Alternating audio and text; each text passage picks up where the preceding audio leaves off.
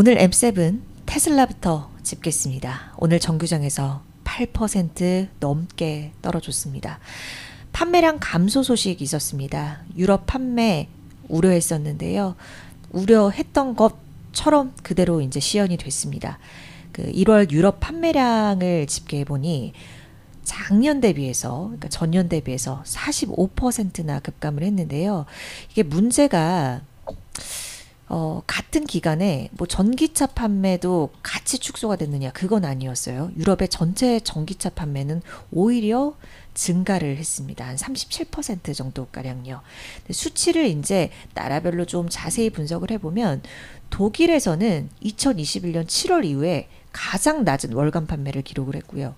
프랑스에서도 1년 전보다 63%나 줄었어요. 이것도 역시나 마찬가지로 한 2년 전 이때 이후로 가장 저조한 실적을 낸 거고요. 특히나 이 영국에서는요.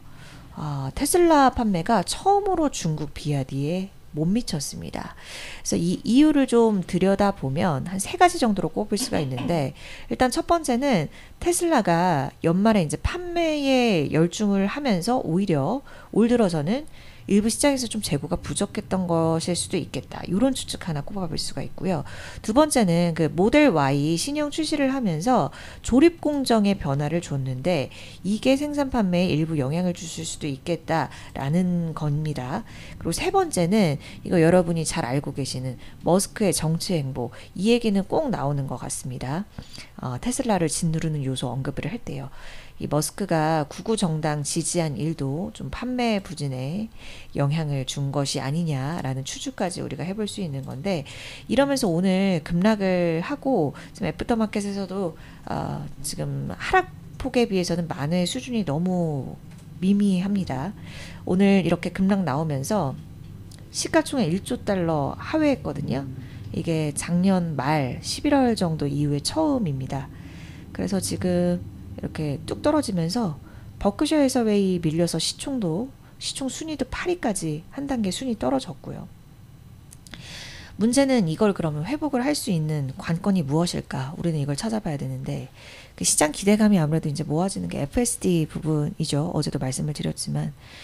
근데 요거 관련해서도 어제는 이제 중국 시장에서 출시 기대감, 이런 부분 기대감이 있다고 말씀을 드렸지만, 최근에 이제 영향력 있는 주요 발언을 좀 보니까 머스크가 6월까지 이 텍사스에서 무인 자율주택 택시 선보이겠다고 밝혔지만 이게 현실적으로 불가능에 가깝다, 이렇게 얘기를 하면서 또 투자자들 마음 쿵하게 했거든요.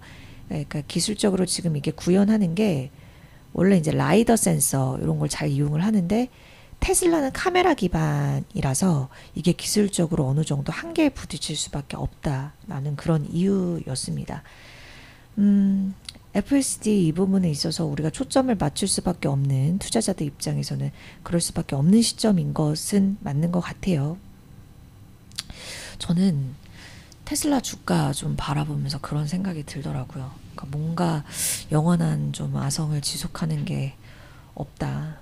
그리고 이제 시류에 따라서 대체제가 있다면 선택지는 정말 달라질 수 있는 그런 여지나 그런 것들이 많다라는 건데, 이렇게 좀 자동차 같은 소비재도 마찬가지지만 뭐 회사에서는 사용자 입장에서는 그러니까 사측 입장에서는 직원도 그렇고 사람도 그렇고 마찬가지 아닐까 싶어요. 그래서 사람도 맡은 바 소임을 다한 게 중요하고, 테슬라도 테슬라한테 기대했던 그런 투자자들의 기대치, 그러니까 테슬라의 시장이 기대하는 본분, 그런 뭔가 기술적 혁명이 우려를 덮어줘야 주가가 빠른 회복세를 보이고 더 한 단계 나아갈 수 있는 그런 시점에 다다른 게 아닌가, 그런 생각이 들었습니다.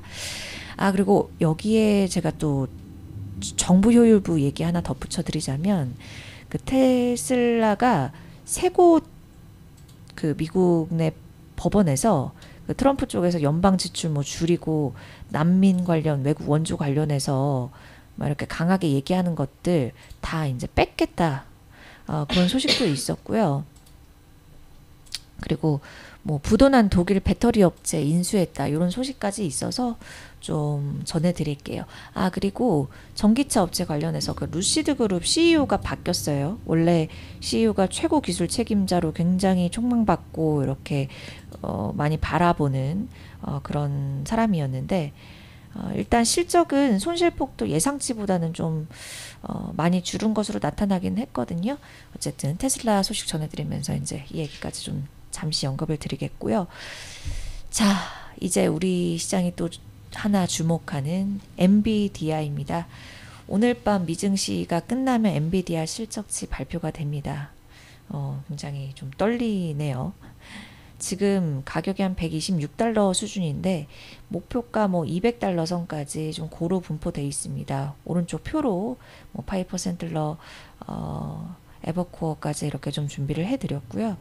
일단 월가 전망은 호평이 우세하기는 해요. 뭐 매출 부분에 있어서 전망치 같은 것도.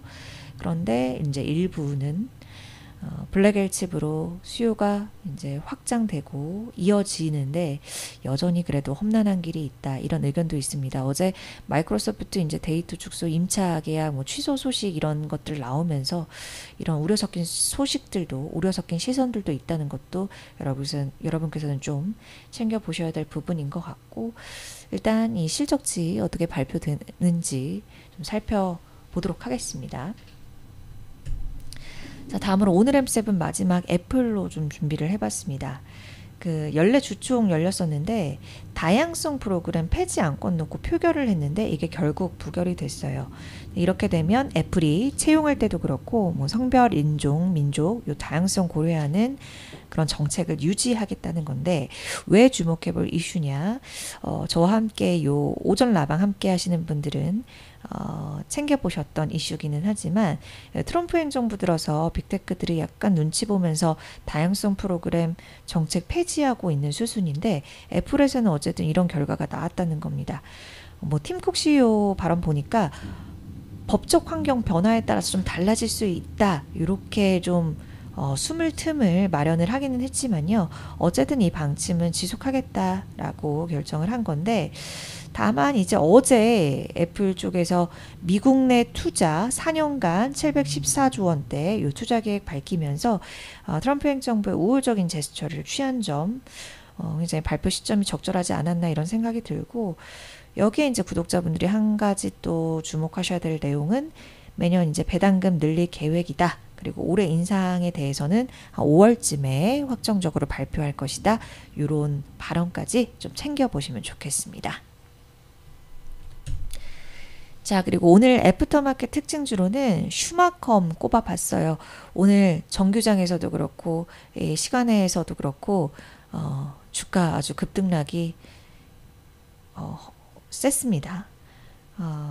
긴장하게 만든 기업이에요. 오늘 하루 동안만 해도. 이게 작년에 재무보고서 이거 제출 시한 연장된 마감일 기한이 오늘이었거든요.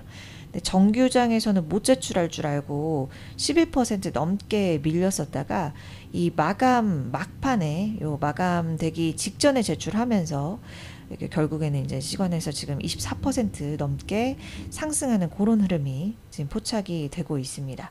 일단 잘 제출이 돼서 상장 폐지 위험은 덜어는 냈습니다.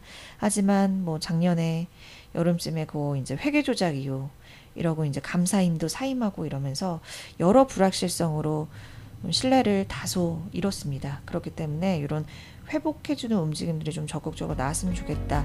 실적치나 경영진 대응들 우리가 주목을 해봐야 되는 시점입니다.